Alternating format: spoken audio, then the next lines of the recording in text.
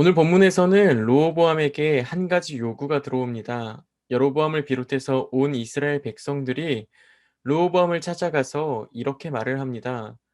이전에 왕이었던 솔로몬이 너무나 심하게 우리를 고생시켰으니까 무거운 멍에를 가볍게 해주세요라고 이야기합니다. 르호보암은 이에 맞춰서 3일 뒤에 나에게 찾아오라, 내가 좀 고민을 하겠다라고 이야기를 한 뒤에 신하들을 불러서 이야기를 해봅니다. 르호보암에게 고민을 들은 신하들은 두 부류로 나눠져서 르호보암에게 조언을 해주기 시작합니다. 원로라고 불리는 사람들은 멍에를 가볍게 해주자고 이야기를 하고, 나이가 젊은 신하들은 아닙니다, 더 무겁게 멍에를 지어야 됩니다 라고 이야기를 합니다. 결국 3일이 지나서 르호보암은 이스라엘 백성들 앞에서 이렇게 이야기합니다.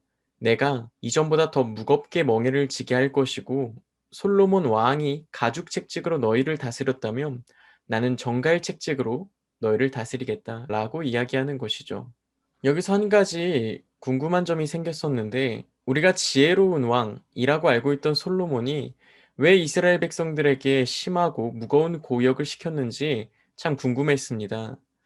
찾아보니까 솔로몬이 왕이 된 이후 솔로몬의 성전이라고 불리는 성전을 짓기 시작하는데 약 7년 이상이 걸렸습니다. 그리고 성전을 짓고 난 이후에는 궁전을 짓기 위해서 13년 이상의 시간을 보냈습니다.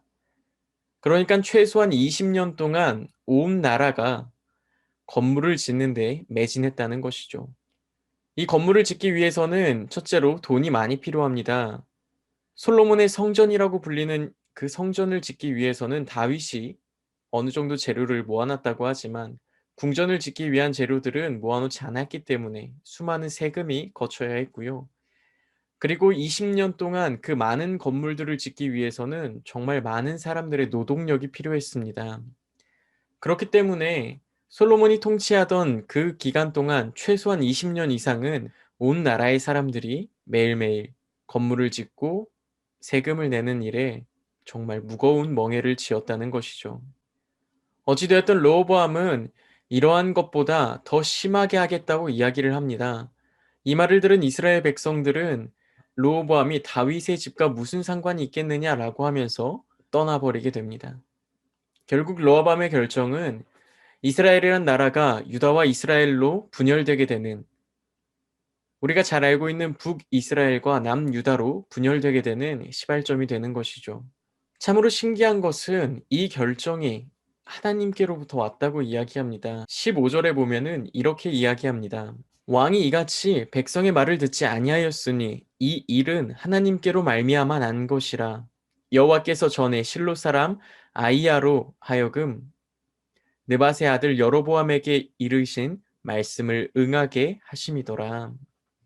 르호보암이 섣불리 결정했다고 생각하진 않습니다. 르호보암은 3일 정도의 시간을 가지고 고민을 했고 신하들에게 물어보면서 원로들의 의견과 젊은 사람들의 의견을 다 들었을 것입니다.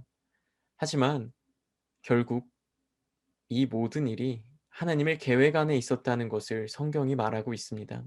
저는 오늘 말씀을 묵상하면서 두 가지를 주목했습니다. 첫 번째는 경청하는 자세입니다. 르호보암은 분명히 신중하게 결정했을 것입니다. 하지만 경청하지는 않았던 것 같습니다.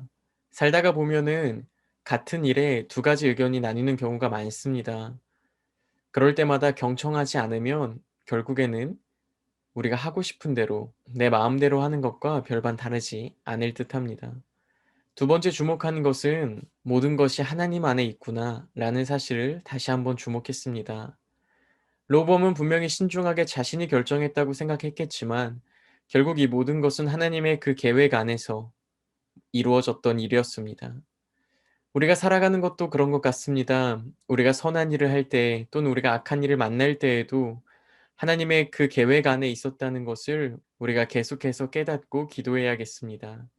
오늘 하루도 말씀을 묵상하시면서 하나님의 선하신 계획 안에 있기를, 또한 자신의 의견뿐만 아니라 모든 사람의 의견들을 경청하는 그러한 하루가 되기를 소망합니다.